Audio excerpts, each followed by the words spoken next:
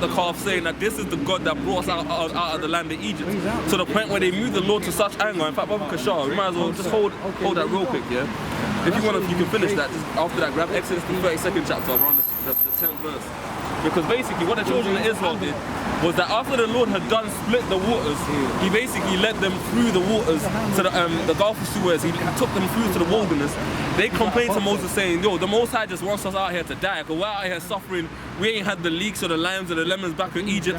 They basically put a middle finger up to the Lord. They said, Lord, we're going to build up this golden calf and worship it, and basically give this golden calf the honor for delivering us out of Egypt, which pretty much is witchcraft, man. It is witchcraft. But what they were saying was pretty much the God.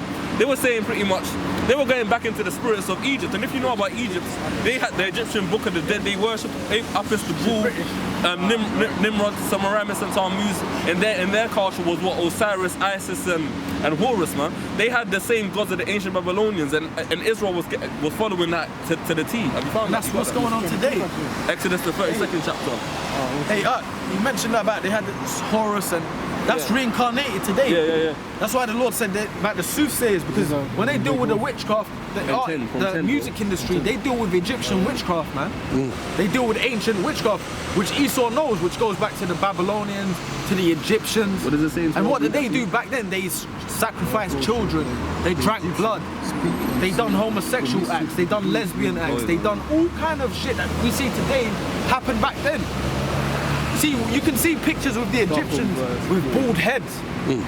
You see stuff like that. You can see it. They got bald heads, no beards, and nothing's new under the sun, man. That all goes back to ancient mysticism, man.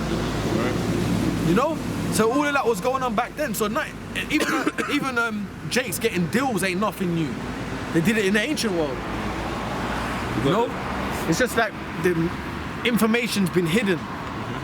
You know what I'm saying? Because even in the ancient, when you watch movies of Rome, the average person spoke like this. They said, "Oh, the gods will rain terror upon us if we do this." And people thought about the gods, even though they didn't know, they thought about the gods. Now, who talks about God out here? No one. So what Esau done, he's really hid information. He hid facts from people. Facts. He hid information. Esau's built a world where if you're spiritual, people look at it like you're foolish. People look at spirituality like it's a foolish thing, because Esau's built a society where everyone just believes in facts and so-called facts and sciences. But even in the sciences is bullshit, because you'll watch like some sort of history program or National Geographic, and the first thing you're gonna hear is some David Attenborough or some shit on some million years ago. Basically what Esau does is that he has a lot of falsified scientific facts, and he makes it like a crime. And he basically makes it seem ludicrous to believe in any form of spirituality. You believe in spirits and demons. You know what I mean? He makes it like a bug out thing to believe in sort of stuff. Or he'll push you more to the left-hand side. You know, like, because for example, there's knowledge in righteousness of the star signs and all that, but he'll take it to the left-hand, to the witches, the wicked, the wicked side of things. Yeah. I was gonna say, what do you call it?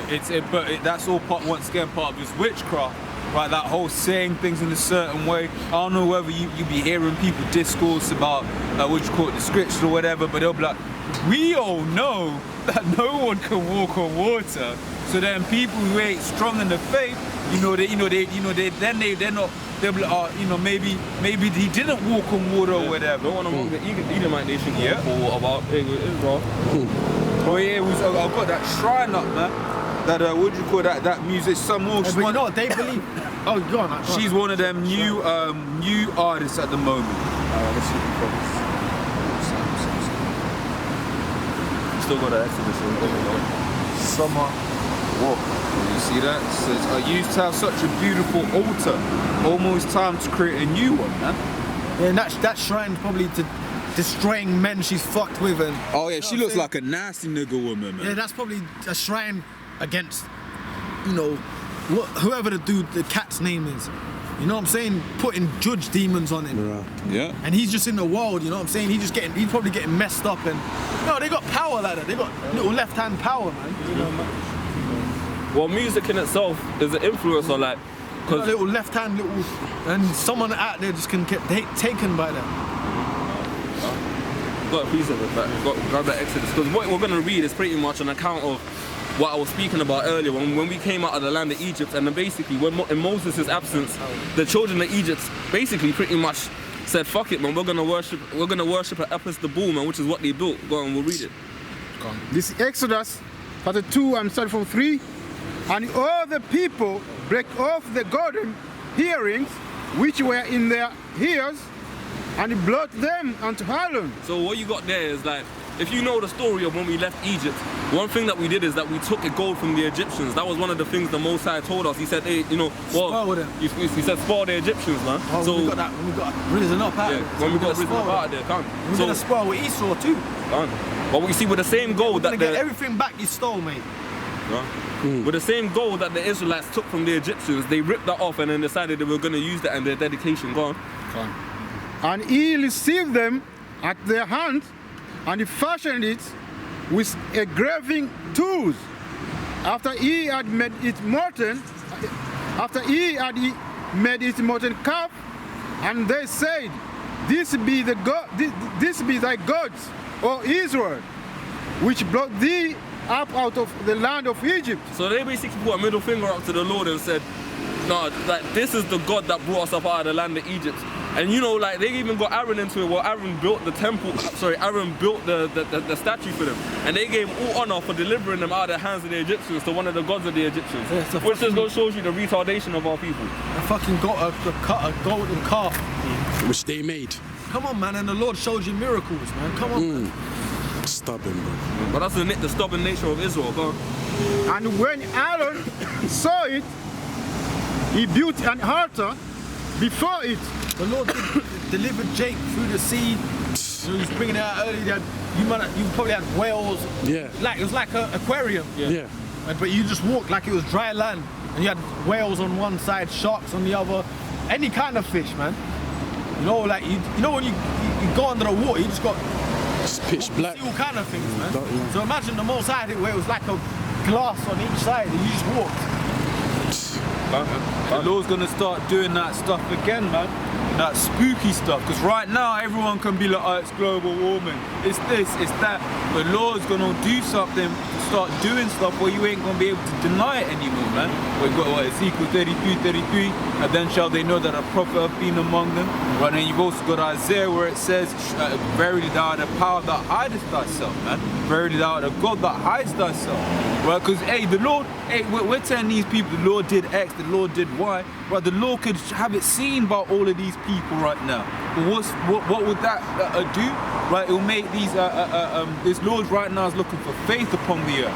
Right, which is why right now it's a beautiful thing that brothers are out here all over the world, you know, teaching and believing and doing without having seen. Because the scriptures also said that. Right, blessed are your because you have believed but have not seen. Roughly paraphrasing, right? You believe. Faith is the substance of things hoped for. Yeah, that's Hebrews 11 as well. Yeah, you know. Surely thou art a power that hides thyself. Yeah.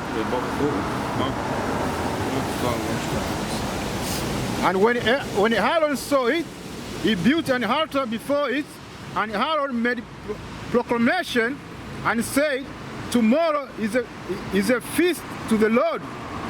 And they rose up early on the morrow and offered burnt offerings and brought peace offerings, and the people sat down to eat and to drink and rose up to pray. And the Lord said unto Moses, "Go, get thee down, for thy people which thou broughtest out of the land of Egypt have corrupted themselves. They have turned aside quickly out of the way which They turned aside right when they got. Yeah. Which what they just did there was an example of spiritual fornication. Because you know Israel's described as the Most High's woman. What they basically did there was commit adultery against the Heavenly Father, and that the Heavenly Father had delivered them out of the land of Egypt, out of the land of their oppressors, where they'd been enslaved for hundreds of years, done all sorts of immaculate, pretty much physically impossible tasks for them. And then the first thing they did was, it was like, yeah, fuck it, fuck the hard times. That's like Israel's got the nature of that's on a lesser level. like how our woman to us is how Israel is to the Most High, which is really and truly why the Most High has punished the Israelite man by having a woman, the Israelite woman being the slaw that she is, because it's an example unto us of how we've treated the Lord, man. Because the Lord delivered us out of Egypt, and the first thing our people did was build up an altar onto a fucking bull. That's why even like brothers like music, bro. You know, we like music. We enjoy music, right? We dance and have fun and all that. But then when you see all these jakes getting deals, it's the same thing. It's like, after a while, you just look at it like, bro, how many you just all getting deals? Like, I'm sick and tired of this shit, man. You know, you think like that after a while, like, man, all you niggas is getting dirty deals. Like, I want this fucking shit to be destroyed, man. You're all getting, every time you turn the telly on, there's another Jake with a deal. Like, that's the same shit. They sold their soul to Egypt rather than the Most High, man. See, you turn on TV, it's like that shit. Even the music in this place gets annoying, man. That's that verse. The daughters of music shall be brought low, man. Yeah, it gets annoying, man. Oh, yeah, man. And You watch it's like, bro, man, shut. Man, it's like, bro, it's like this shit is where do we go, man? We're just waiting for the Lord, right? What can you do, man? You know, Lord willing. Other than that, it's like this is bullshit, bro. The music's shit, but then you got all these weirdos buy into that. That's how it shows you. Jake runs this place, man. Even on the fucking left-hand side, man. But then you looking at it with a spirit, like, you're just all doing the same shit. You don't get, this shit needs to be destroyed, man. Every time you turn on TV, another Jake with a dirty deal. It's like, another Jake sold that to Esau, messed up in his head. Like,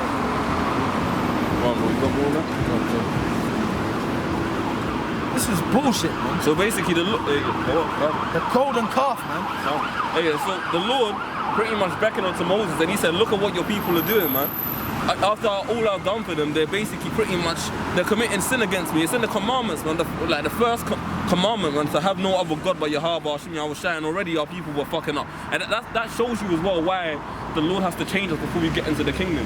Because literally, what Esau, you know, like there's that saying of you take things for granted, like what comes easy you take for granted. Basically, the Lord delivered us out of the land of our captors, right into the land without Israel having to do any sort of real working for obviously we was in slavery, but Israel didn't have to go, like right now what we're going through, we're having to come out here week in, week out, prove ourselves. We've gone through the Babylonian, Medo-Persian, Greek, Roman, all of them captivities. We're being purged and we're going to be perfected in the kingdom. Israel then pretty much went through a little bit of hell, got into the kingdom, and then they took it for granted and they thought, fuck it, man, we're just gonna live life, live mirth, and then the Lord has to take that away from them and strip us down to the point where we're at now. That's the Amos, the 3rd chapter, when it says that we're the only nation that the Lord has known. But go on, bro. The Lord's got to make us into our perfection first, because if the Lord don't change us, scriptures say that even if we're in a good state, scriptures say Jeshurun waxed fat and kicked. We just get, when Israel started doing, you know, they start getting into that comfortable, good situation, that's when they start fucking up. Yeah, the Lord's got to perfect us so that in the kingdom, we're all righteous, man, following the commandments in that perfect unity. Otherwise, you're just going to have a situation where it's the Book of Judges Part 2, where it's just like literally just different kingdoms and different captivities and different hell, you know? But now, niggas don't even know who the hell the fuck, Jakes don't know who the fuck they are, man. They're just acting like degenerates. They don't know who the hell they are, man. Now the Lord's obviously putting the spirit out there, but only the elect is going to get it, man. Most of Jake, the Lord left them in fucking twilight thinking, man. You know what I'm saying? It's like, bro, like you're really like you're an anomaly, bro. Brothers that know the truth, really, you stand out. You know, we speak amongst each other, but you're an anomaly in this world, man. Most of these Jakes don't know fuck all, man. You bring certain things up, they tell you things, but it's nothing clicks in their head.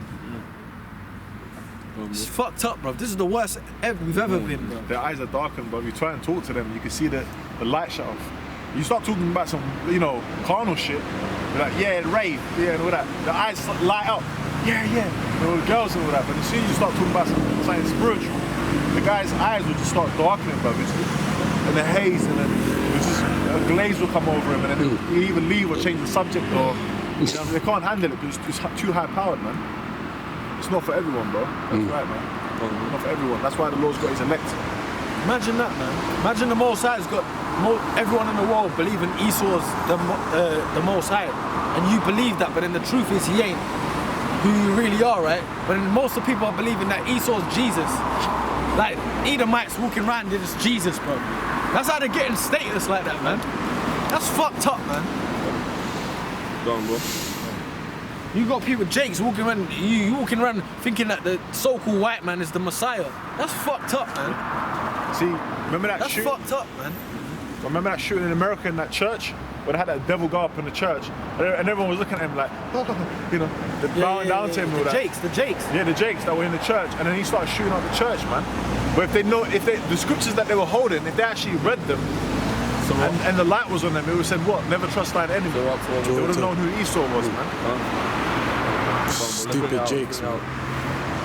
Everyone believing, bro, come on, man, this world's fucked up. Everyone thinks that the so-called white man is the Lord. That's fucked up, man. And no matter what you tell people, you know, that's for the elect, man. They have turned aside quickly out of the way which I commanded them.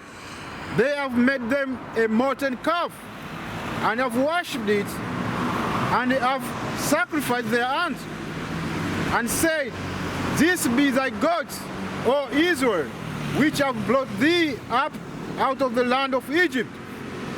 And the Lord said unto Moses, I have seen this people, and behold, it is stiff-necked people. Now therefore let me alone, that my wrath may wax out against them. So what the Lord said unto Moses was pretty much, leave me alone so my wrath may wax hot against Israel. So pretty much what we're going to get into right there is the Lord was pretty much, what the Lord actually says in the verses we'll read. Hey, can I say something, brother? Sorry, brother. Hey, someone said on the comment board, Shalom Elder, yeah? I don't know who you're saying that to, but brother, no, we're just brothers here, yeah? Just so you know, mate. Sorry, go on. No, because someone said Shalom Elder and all this.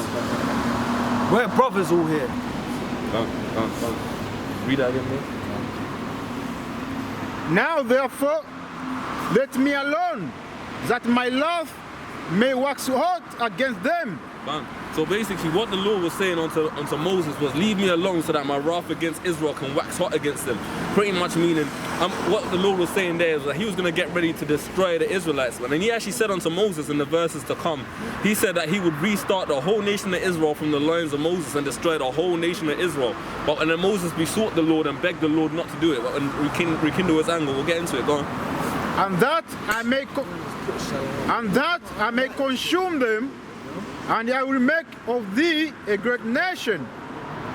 And Moses besought the Lord his power and said, Lord, why does thy wrath wax out against thy people, which thou hast brought forth out of the land of Egypt, with great power and with might hand?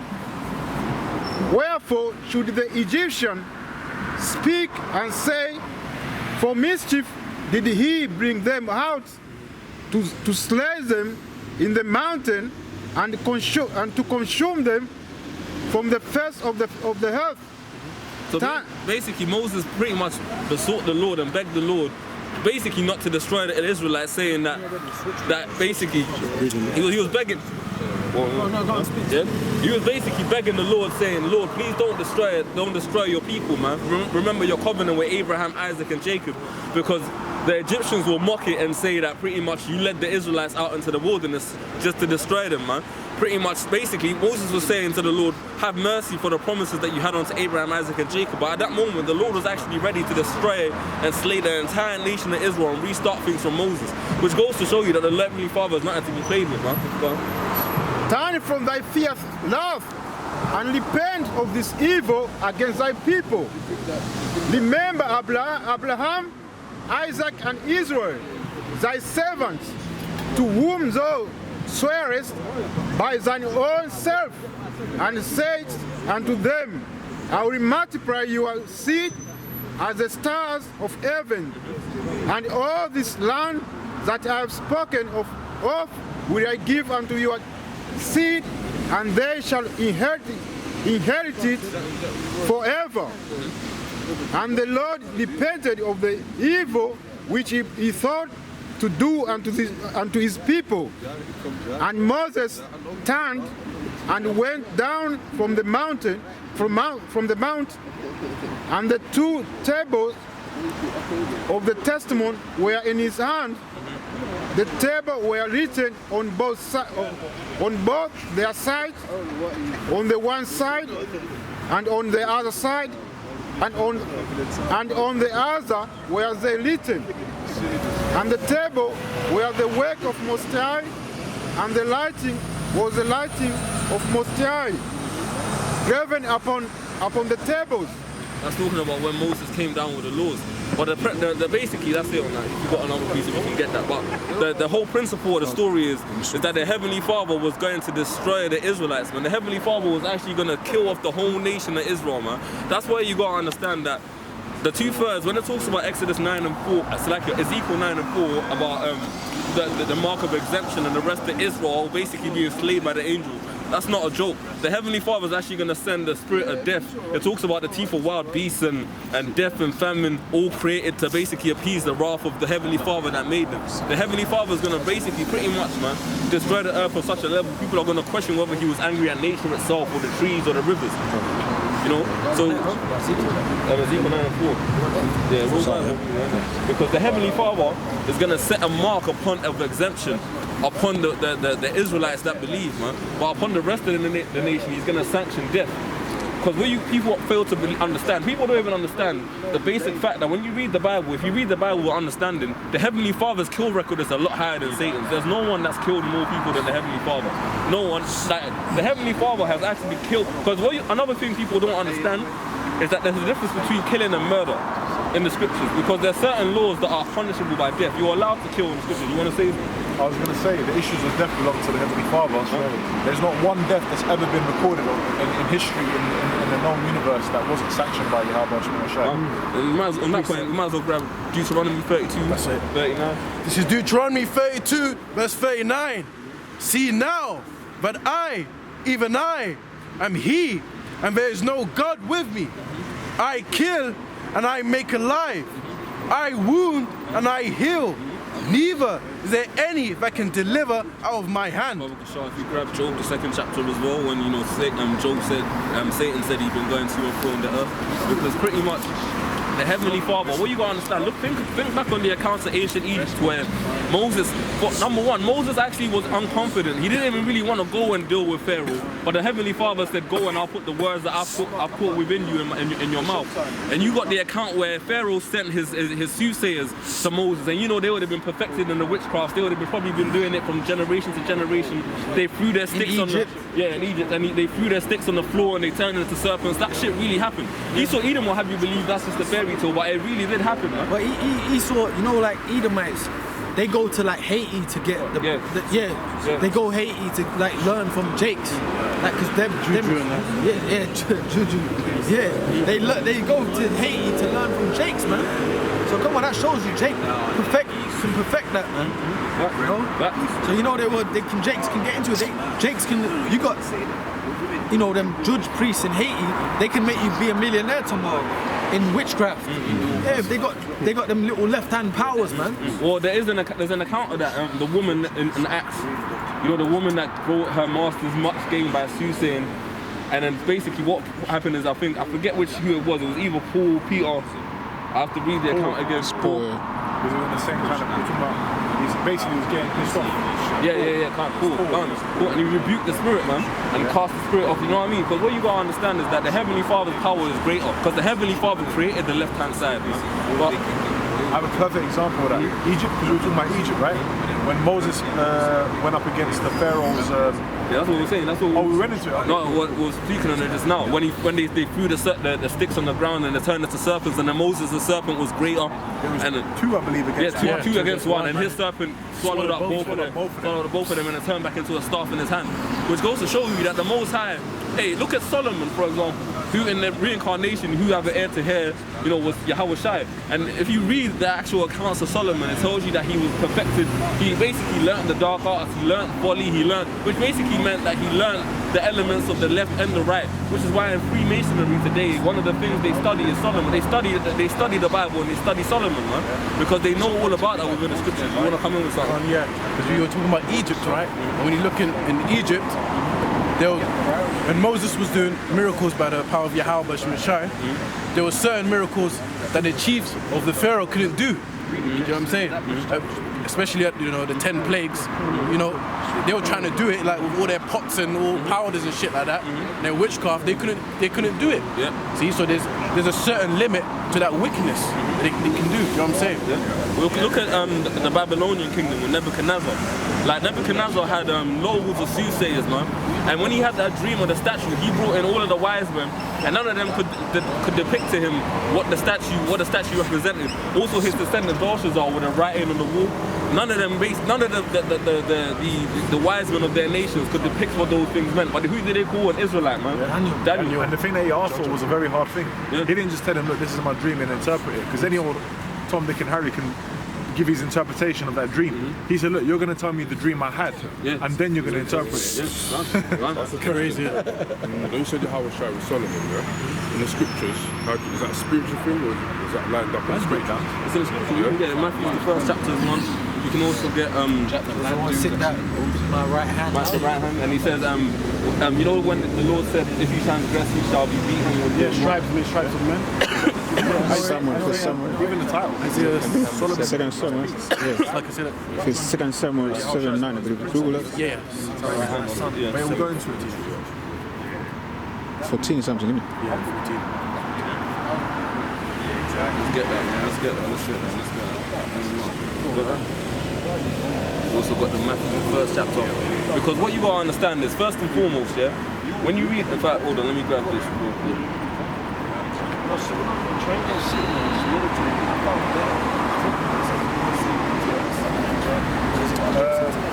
Chastised by the rods of men. Chastised by the rods of men. Yeah, 2 Samuel was 10. You want me to get Matthew's first? Read that first, bro. It's the 2 Samuel chapter 7, start from verse 10. Moreover, I will appoint a place for my people Israel and will plant them that they may dwell in a place of their own and move no more, neither shall the children of neither shall the children of wickedness afflict them any more as before time. And as since the time that I commanded judges to be over my people Israel, and I've caused thee to rest from all thine enemies, also the Lord Yahweh telleth thee that he will make thee an house. And when the days be fulfilled, and thou shalt sleep with thy fathers, I will set up thy seed after thee. So the Lord was talking to David, man, and the Lord said pretty much, when the time comes that you're going to sleep with your fathers, I'm going to set up your seed after you. Because what you got to understand is David is eternally the king of Israel, yeah? And the Lord said unto David he was going to set up his seed after him, being Solomon, to pretty much continue the line. Go on. Which shall proceed out of thy bowels. Which shall proceed out of thy bowels, yeah? So basically meaning that it was going to come from his seed line. Go on. And I will establish his kingdom. He shall build an house for my name, and I will establish the throne of his kingdom forever. He said he shall build that, which now Solomon did build towards the Lord, but and he said, notice that the Lord said that he would establish his one. Read that again forever. He shall build an house for my name, and I will establish the throne of his kingdom forever. Establish the throne of his kingdom forever. Now, even though Solomon ruled and we had years of peace, yeah, right now Solomon's kingdom is no longer standing right now because why we're under Edomite captivity. But note, the Lord said that he's gonna basically keep the line of David's offspring forever. Yes, that's one point. Go on. I will be his father, and he shall be my son. If he commit iniquity, I will chasten him with a rod of men. The word chasten means to beat. So what the Lord said unto David was that if your son commits what's the word he used? Commits iniquity. If your son commits iniquity, I will chasten him with a rod of men. Now it's a known fact that Solomon did indeed commit iniquity because when he grew old in age, he started to worship the gods of his women. Christians will misconstrue that and say Solomon was often having many women. The issue was not the fact he had women, it was the fact that when he got older, he started to delve into the building shrines and things for the wives of his other women, which was spiritual fornication against the Heavenly Father. But there is no written Bible record of Solomon ever getting beaten with a rod of men, because in the time of Solomon, Israel was in perfect peace. Yeah? Go on. It says, I will chasten him with a rod of men, and with stripes of the children of men. But my mercy shall not depart away from him, as I took it from Saul, whom I put away before thee. And thine house and thy kingdom shall be established forever before thee. Thy throne shall be established forever. Now read Matthew the 1st chapter, Baba Kashar. So notice he said that thy throne shall be established forever, yeah? And he said also in the earlier verses that the kingdom was going to be established forever through his son. Now, one point quickly. It's just so we don't miss it. I don't know if he was going to make the point. It says that he was going to be chastised by the word of men if he committed iniquity. But like the brother said, Solomon, there's no record of Solomon ever going through that.